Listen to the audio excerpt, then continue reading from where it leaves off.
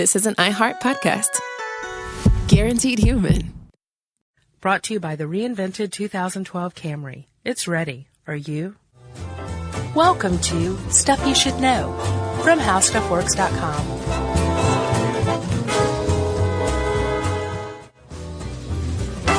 Hey, and welcome to the podcast. I'm Josh Clark, back in the saddle again with Charles W. Chuck Bryant. We share a horse. We do. I have a horse sidecar, actually. It's a small mule that's attached to your horse. Yeah. And I have to lean into the corners. It's more of a hay cart than a sidecar. Oh, okay. Yeah. Back in the saddle, meaning we are back from Texas and back in the recording booth for the first time in, 2 weeks? Yeah, it feels nice, dude. To be back in nice. this smelly little dimly lit room. Yeah, it's strangely. Yeah. At least it's not like blood colored. You know? Yeah. Man. That'd be weird. So Chuck. Yes. I guess we should get started, huh? You don't have an intro? Well, I was going to use the intro as the intro. Go ahead then. Have you ever heard of a place called Atlantis? I have. You read like the Bermuda Triangle? The book? Vacation Getaway? No, where like Britney Spears stayed for free for like a month when they opened to try to generate buzz. Wow. I'm sure they were packing them in after that. I think they have been. I don't know. I can't discuss the financial estate of Atlantis, the resort in the Bahamas. But what I can discuss is Atlantis, the possibly fictitious place. Yeah, I'm going to go ahead and go on record as fictitious. Are you? Well, after reading this, and by the way, this was awesome. Thanks, I had man. no idea about the secret surprise that's coming. Which one? Well, the other place, the real place. Oh, gotcha. Okay. Which I meant to ask you before how we pronounce that, but we'll just get to that and I'll let you say it first. Okay. But yeah, I'm going to say it's fictitious and based on that.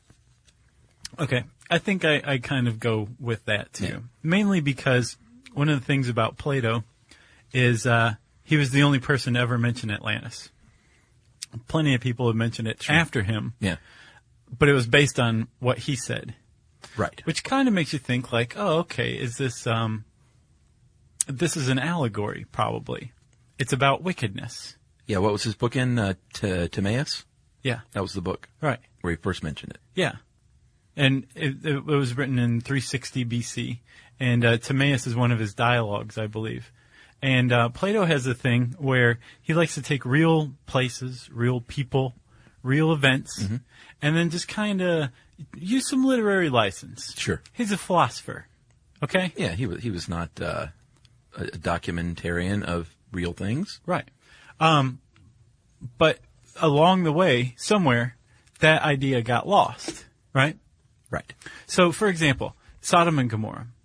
I would wager that a lot of people think that Sodom and Gomorrah, I love those guys. Something really happened, and that it was taken eventually. It was used as allegory that these people were punished by God. Right. But really, something really bad happened to them, and somebody decided, hey, this is a great chance to use this as a life lesson for everyone. Yeah. So there's a really strong possibility that Plato did the same thing, because as he describes Atlantis, they had gotten kind of hubristic, I guess. It does mimic other things in the Bible, that's for sure. It does. And the great god Poseidon, who is the god of the sea and of earthquakes, decided that he was kind of tired of the people of Atlantis, which was the seat of a cult that worshipped him, right? Yeah. So he, using the techniques at hand, created an earthquake that generated a tsunami that sunk Atlantis beneath the waves, lost forever. Yeah, I think the quote from the book was it sank into the sea in a single day and night of misfortune. Yeah. That's putting it lightly. So, and he placed it too, didn't he? Actually, yeah. Where? Off Spain? The Pillars of Hercules, which is now called the Strait of Gibraltar. And there's people looking in Spain now, right? Yeah, they like still think legitimate, right? Bona fide archaeologists. They're fun. Yeah. So Plato, I guess part of the problem is he's saying like, yes, this was at the Strait of Gibraltar. Right. In his parlance at the time, he's saying is at the Strait of Gibraltar The problem is Atlantis was this magnificent ringed city. Yeah. And it had like fantastic technology and architecture. Yeah. And it was just an amazingly advanced place. But he also says that this happened 9,000 years ago. Right? Right. So 9,000 years before him. So they were aliens. Well, that is thanks to a guy named Ignatius Donnelly. Yeah. So Plato writes about Atlantis, goes about his business, right? Dies. Well, and apparently nobody back then took it seriously. That's like modern man were the first people to say, ooh, maybe there was an Atlantis. Yeah. Back in the day, everyone was like, nah, it's just Plato going off again. Right. It was this one guy, Ignatius Donnelly. Oh, he's the one. You can lay it all at his feet. Jerk. Because in 1882, he published a book called Atlantis, the Antediluvian World. And in it, he's saying, okay, the Azores, man, I wish I'd looked that one up. I think that's right. The islands in the middle of the Atlantic, that's actually the highest peaks of the highest mountaintops of Atlantis. Yeah. And wait, there's more. The incredibly advanced civilizations in Egypt and high up in the Andes of Peru, pre-Inca. Those were colonies set forth by Atlantis that survived because they weren't there for the sinking of Atlantis. Yeah. So basically, we have civilization to thank. We have Atlantis to thank for civilization. The problem is all of this is totally unfounded, but it just kicked off the occultization of Atlantis. Yeah, it's been placed everywhere from South China Sea, the Caribbean, the Pacific, the Indian Ocean, the Canary Islands, Antarctica, supposedly. Switzerland? Oh, really? Yeah, I didn't chase that one down, but I saw somewhere that somebody said Switzerland. Let's go ahead and say everywhere. Yeah, everywhere. Atlantis is everywhere. There's Edgar Cayce, who is known as the sleeping prophet of Virginia Beach, who's a psychic. He said that Atlantis stretched from the Gulf of Mexico to Spain. Yeah. And that the Bermuda Triangle, there were a lot of, if there is mystery in the Bermuda Triangle, it's due to Atlantis' energy crystals. I will say, though, he said it would rise off Bimini, and then when they discovered the Bimini Road, everyone was like, see there? Yeah. And then it's too bad Sherry's not here because she's like, I dove the Bimini Road. Yeah, guest producer Maddie is in the house. Hey, Matt. We didn't mention that. So once Donnelly comes along and kind of takes up the mantle of searching for Atlantis and making it as far out as possible, it just becomes more and more the domain of like fringe dwellers, right? Sure. But that is not to say that there aren't legitimate archaeologists searching for something like Atlantis. That doesn't mean that there isn't something that inspired Plato. Right. And we probably know what that is, actually. That's where my money is. Yeah. And now you're going to make me say it, even though I asked you to say it. Hiliki? Haliki. Hiliki. Haliki. Haliki. Yeah. Okay. Haliki. Spelled he-like. Yeah. I saw some weird pronunciation things that I didn't understand when I looked it up. Yeah. So I just figured I'd hear it from you. That was Greek to you. It was, indeed. So yeah, the cat's out of the bag, as far as I'm concerned. It is Hiliki. Well done. Case closed. End of podcast. It was a super interesting story, though. This was well documented by lots of people, not like a single source like Plato. Single made-up source. Exactly. And it was a lost Greek city. It suffered a fate much like Atlantis supposedly did. Yeah. So Haliki was this very powerful city in ancient Greece on the Gulf Corinth. Very nice in that area. Yeah, I imagine. Have you been? No. I want to go. I do too. It was powerful enough to have its own colonies. So imagine if Atlanta had colonies in like Germany.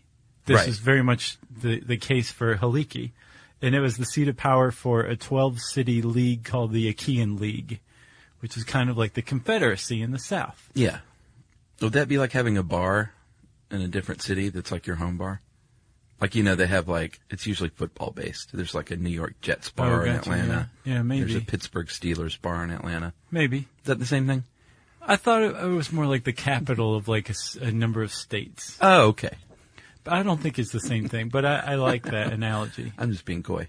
So the Achaean League, now I've just realized that I've missed something. No, that's your right. Joke. Yeah. So the Haliki is the city or the center of the Achaean League. It controlled like the shipping around there. By the time Plato came about, it was hundreds of years old already. Yeah, very active port. They had their own coinage. Yeah. Yeah. And it looked very cool, too. I looked up the coins. Yeah. Like dolphins and Poseidon and Yeah. not pitchforks, what do they call the Tridents. Tridents. Yeah. And it had Poseidon on the coin because this was like the seat of a cult of Poseidon. Yeah. Just like Atlantis. Exactly. And it had a very prominent, well-known statue of Poseidon, just like Atlantis, right?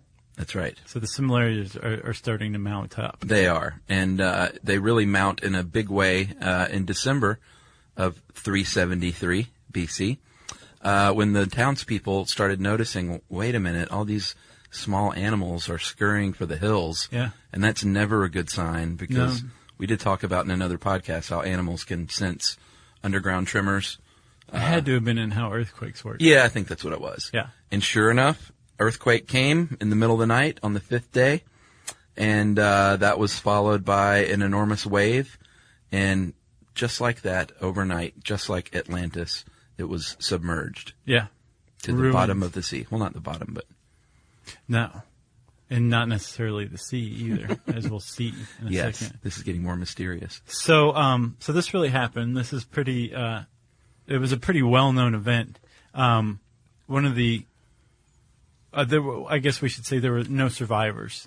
Like, people from the surrounding cities got together like a search party. Yeah.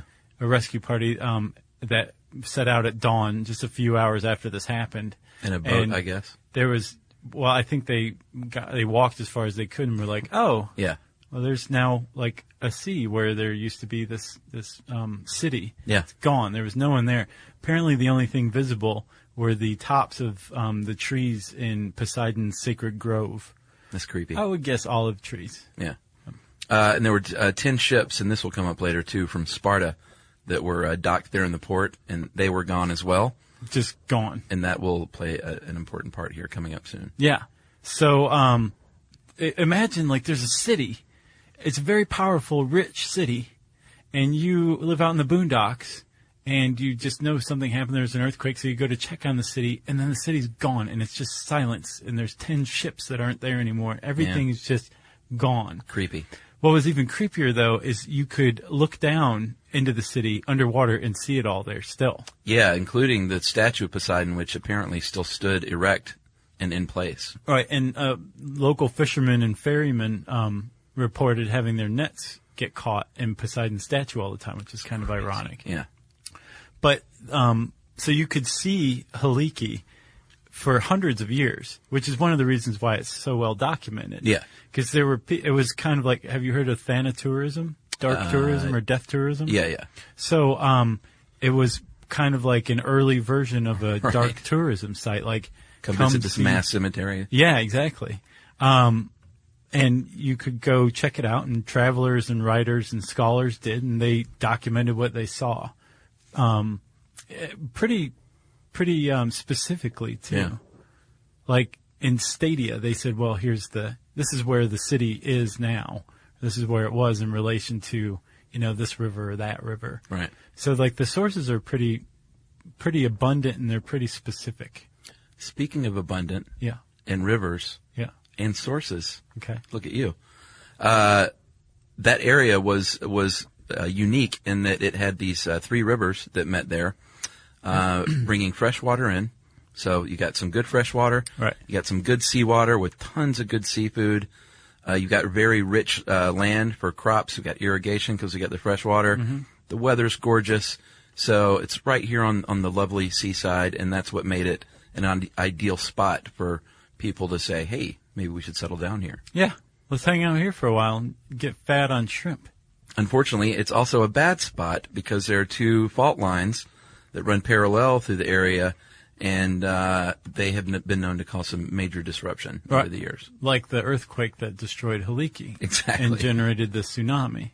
So it's kind of like this whole place is like made to produce a lost city, right? Yeah. Because there's other places around the world where there's violent tectonic activity, and it's coastal, so that means that it's in danger of a tsunami. California, not with a tsunami, I don't think. Japan, But, yeah. The Malaysian tsunami in 2004. There's a lot of places, but to produce that will ruin a coastal city, right? Yes. But for it to become lost, it has to be covered up somehow. And Heliki is in a really unique situation for this because of those three rivers that form the Heliki Delta, where Heliki was situated, right? Mm-hmm. So you've got the earthquake, you've got the tsunami, so you have a ruined city. Yeah. It's now submerged. And then these three rivers bring a lot of silt to the area. And so eventually Heliki was covered up over the centuries. Yeah, you put it in the article about how if you bought a house, or not bought a house, let's say built a house along the shore in 1890, it would be 1,000 feet inland. Yeah. Which I imagine is quite a rub for people. Right. That build that lovely house right on the water. Yeah. Because within a century or so, it's going to be a couple of streets back. And there's like 10 jerks in front of you that have built houses. Exactly. And it's kind of like, what's that game where you like leapfrog? Oh, yeah. Yeah. I thought you were going to say Monopoly. Where you build bigger houses than the other guy. Oh, yeah, that would have worked too. Yeah, sure. So you've got the tsunamis, you've got the river, you've got the silt. The silt.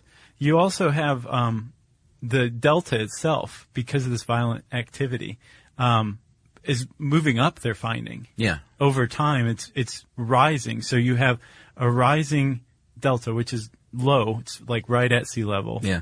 But it's getting bigger, and silt is piling it up and making dry ground even further jut out into the coast. Well, what it made was a nice little surprise for archaeologists. Right. And I imagine archaeologists just went berserk with this place. Yeah, they had no idea. They just thought Heliki itself was there. They knew it was there. Yeah. And that, they suspected it would be kind of like a Pompeii. Sure. But even more, they considered it even more vital to archaeology, or the archaeological record, than Pompeii even. Well, what they found, though, as you know, Josh, but we're going to spring it on you now, is 6 other distinct occupied horizons besides 6 other ones, or 7 total? 6 total. 6 total. Mm-hmm. 5 others besides Heliki. Yeah. Underneath, one on top of the other, that had been settled and civilized and wiped out and covered up. And like just kind of captured in time. That is crazy. Yeah. Which one? What were they? So there was one from the Byzantine period, which was pretty long. I think it ran from like 200 AD to the 15th century. Yeah. And then beneath that, there is a Roman ruin. Yeah. Which is from the 2nd to the 4th AD. And that one even features a Roman road. Oh, yeah. Which is the road that travelers and writers use to come look at Heliki, the ruins. And that one also, Chuck, this just blows my mind. It's so captured in time that there's a human skeleton atop a cattle skull that like it was knocked on top of this beast and killed like by rock and rubble and just kept there. So their skeletons are intertwined now. Crazy. Isn't that nuts? So the Roman city's on top of Heliki. Mm-hmm. Then beneath Heliki, they found even more stuff. They found a settlement from the Bronze Age. Yeah. 2600 to 2300 BC. Right.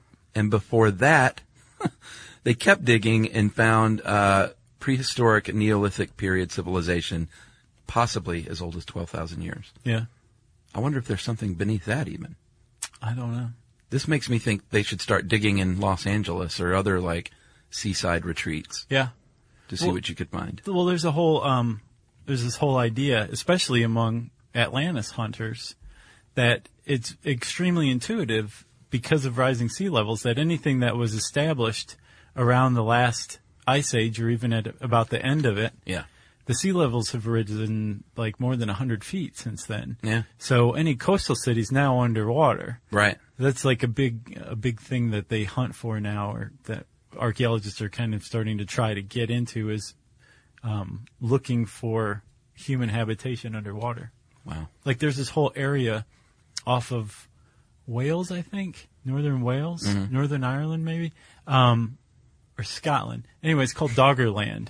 And it's like just this submerged area that used to be above ground, and they're finding like Neolithic settlements there. Wow. Isn't that cool? Well, and the Earth has changed so much over the course of its existence that what's here didn't used to be here, and what was there was something else. And so I think there's no telling what's down there. But that idea and the fact that you can find Neolithic settlements underwater supports, ironically, the notion that there could be something like Atlantis that's lost somewhere. Like Heliki. Right. So these guys, they found this area, and once they found Heliki, it all started to, it was like jackpot, jackpot, jackpot.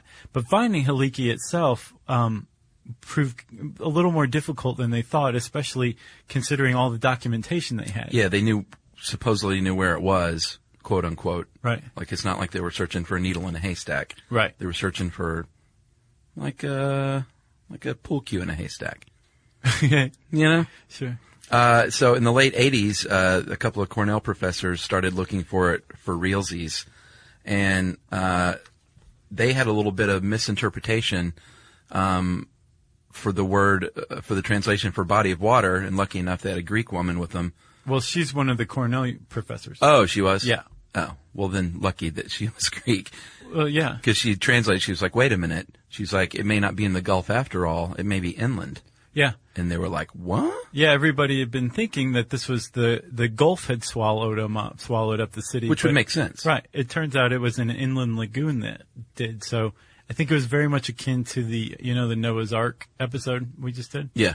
What is it? The Dead Sea, I think, where they think that the Dead Sea used to be freshwater. Right. Now it's saltwater. Right. Because that's evidence of the flood happening. Right. And probably what they think is the Mediterranean overwhelmed the strait. I can't remember what strait it was. You're searching the reaches. Yeah. Anyway, I think it was much the same way. Like, the city used to be around a lagoon, and then the lagoon got a lot bigger, thus swallowing the city. Right. So they looked under land, and all of a sudden they had to ditch their scuba gear for shovels. Mm-hmm. And they found the first Roman city, the first ruins. We're like, wait a minute, 12 feet, just 12 feet below the land. Yeah. Which doesn't seem like that far at all. No, it's not, because the Roman ruins are like 4 or 5 feet. Yeah, I would think that someone would have accidentally found it before that even, Well, that kicked it off. There was a German archaeologist who was traveling in the area and found a Heliki coin with Poseidon on it, and was like, holy cow, this is significant. Right. So I think that's kind of how it started. Gotcha. Yeah. So they have found a lot of stuff since then. Buildings, industrial buildings, kilns, looms, intersecting streets. Yeah, with buildings along these streets. Yeah, like a real city. Yeah. What else? The coins, of course. Jugs. Jugs with their original contents, and those are from the Bronze Age. Right. They found a storehouse of like jugs of different sizes and types from the Bronze Age. So we're talking like 5,000 years old. Crazy. They don't have any idea about these civilizations, but this was contemporary to like ancient Troy. Right. Which itself was considered a legendary city until Heinrich Schliemann found it. Right. So just finding this stuff is amazingly awesome. Well, and there's more. Yeah, there is. Supposedly. Yes, so they think that they found the outskirts of Heliki, and that there's a lot more left, and that it's intact. Oh, they're not actually at Heliki yet? No, they're in Heliki, but they're not in the city center, they don't think. Oh, okay, I gotcha. Yeah. So they're just out in the outskirts. That's what they think. Wow. Yeah. And when they were looking for Heliki out in the Gulf, they found something cool too, didn't they? I don't think I know this. You do know it. They found the seawall, an ancient seawall of the city. Oh, really? And they also found what they think are the 10 Spartan ships. Oh, yeah, that's right. I thought you were going to say the statue of Poseidon. That would be like... Well, they'll find it eventually. The mother lode, if they found that thing still standing upright under the earth. So they keep following... They started by following the Roman road. Right. So they're unearthing... Like, imagine this, dude. They're unearthing like 3 lost cities at once. That's crazy. Isn't that insane? Do you know what like an archaeological treasure trove that is? Yeah. So they're unearthing them, and as long as they don't intersect, right? As long as, like, the Roman town isn't built directly over the statue of Poseidon, Right. to where getting to Poseidon would undermine the Roman town. Yeah. Then they should be able to get it all. And they're Wow. going to be they'll excavate this for decades. So this has been ongoing since the late 80s? Well, no, they really started uncovering stuff in like 2000. Wow. But they started in 1988. So awesome. Yeah. Very cool. So that's Haliki. So, of course, Chuck, this doesn't mean that anybody has stopped searching for Atlantis. Like No. the archaeologist in Spain. Yeah, he's looking inland now, which comes from this theory, so maybe he's onto something. It's possible. He's going to start digging up in Barcelona, Yeah. and people are going to say, what are you doing? Yeah. Drink some wine. So, you were saying that you think that Plato was inspired by Haliki. Sure. I think there's substantial evidence in what we said, but also keep in mind, Haliki happened in 373. Plato wrote his book in 360, 13 years later, and he lived in the area. This is a pretty well-known catastrophe, so Yeah. I think you're probably right. But we would not have had the awesome TV show Man from Atlantis had it not been for Plato. No, I guess that's true. Did you watch that? No. That was a little before your time. And there's an awesome H.P. Lovecraft short story about a German U-boat that ends up in Atlantis. It's awesome. I tried to find YouTube stuff of Man from Atlantis. And there's plenty out there. You know, he had the webbed hands when I was a kid. I thought Oh, that was really? Yeah, he had webbed hands and feet. It's not Prince Nemor, is it? The Submariner? Prince of Nemo? No, Prince Nemo? Nemor. No. He's a Marvel comic guy. No. It was a schlocky. It ran for like 1 year. Was he in the like a late 70s. detective? Was he? Yeah, his he was. Mom, he had was his mom a car? He had superhuman strength and could breathe underwater. Had gills, and he had webbed feet and hands. And I think like some government agency snapped him up to do like investigative undersea work for them. Oh, I know what you're talking about. Welcome back, Cotter. It was a dude from Dallas, Patrick. What's his face? Patrick Ewing? Patrick Duffy. You're thinking J.R. Ewing? Yeah. Patrick Ewing is a basketball player. Right. Patrick Duffy. Yeah. Yeah. That's him. Huh. It was good stuff. I have never heard of that show. Yeah, it was only around for 1 year, I think. But boy, I was into it when I was like 7. Good Well, stuff. He had webbed hands. Yeah, it got me into Plato.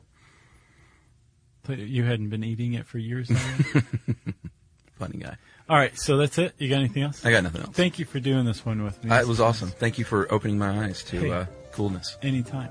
If you want to know more about Haliki, you should search for Was There a Real Atlantis by typing that into the search bar at howstuffworks.com. And I said that, which means it's time for listener mail. That's right. Josh, remember when we did a little TV pilot recently? We tried to get these bookends onto the show. Mm-hmm. They arrived a little late. We weren't able to. But I want to tell everyone about this project. Okay. Because that sounds very cryptic. All right. This is from Mike. Hey, guys. I've been a big fan for a couple of years. And I especially like that some of your causes you have taken on and considered and done podcasts about them. Kiva and the Cooperative for Education in particular. So our Guatemala podcast gave him an idea for a Facebook fundraising idea to raise awareness for Co-op, our buddies, Right. Cooperative for Education, Co-ed. out of Cincinnati, Right. who do the awesome textbook programs and computer center labs in Guatemala. And he proposed it to them, and they said, heck yeah, let's do this. So his idea was to create, quote-unquote, celebrity bookends with just this basic idea. Take an ordinary set of bookends, although they are pretty fancy looking, Right. I got to admit, and make them super famous pop culture icons through social media, and then sell them for $1 million and give it all to co-ed. So that's the plan. It's a good plan. I don't know if we added anything to that. We added at least 70 cents. Okay, good. He says, I know it sounds crazy, but crazy is usually what it takes to get people to notice things. The rational thinking behind this is that to get famous, all you need to have are a ton of people believing that you're famous. You know? Yeah. I mean, what else is celebrity? Yeah, exactly. So they're trying to drum up celebrity for these bookends to raise awareness. Right. They have sent them around the world to meet people and to be on TV shows and in movies. They're documenting this on Facebook, the travels of these bookends, and Twitter and blogs for people to follow. And our big, audacious goal is to get as many Facebook fans as Kim Kardashian. She has 9 million fans. Can you believe that? Sadly, yes. Wow. So what we're hoping for your listeners is that they will like the idea enough to want to help. All you have to do, it can be as simple as going to the Facebook page, follow you on Twitter, the Celebrity Bookends, that is. Tweet about us, blog about us, tell your friends to like us, and hook us up with any celebrity friends that you might have. They have been in the hands of Danny DeVito. Yes. Matt Berninger of The National. Right. I didn't know how to pronounce that, but I do love The National. And I believe I saw Jeff Bridges holding these things. Did you really? Yeah. Wow. And Is that then- before us? Yeah. Sweet. So we actually got a little DeVito Bridges stank on our hands. Yeah. Unless they clean these things. And they sent it to us originally to get it in our cubicles on the TV pilot, but they arrived a little late and we weren't able to, so we just did some pictures, and maybe on down the road, if we do any more TV stuff, we can get them on television and do our part to help raise awareness. Nice, man. So, Facebook.com/celebritybookends, or Twitter @celebritybookends, or send an email to celebritybookends@gmail.com. And that raises awareness to eventually sell these things to Danny DeVito to raise money for co-ed. For $1 million. Well, I certainly don't have $1 million. Well, we also have our own Twitter handle, and you can get in touch with us, too, while you're talking to Celebrity Bookends. You can tweet to us, whatever you want. There's no rules, except that it has to be 140 characters or less, just that rule. That's SYSK Podcast. We're also on Facebook at facebook.com/stuffyoushouldknow, and you can send us an email as well at stuffpodcast@discovery.com.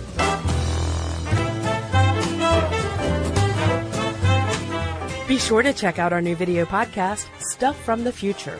Join How Stuff Works staff as we explore the most promising and perplexing possibilities of tomorrow.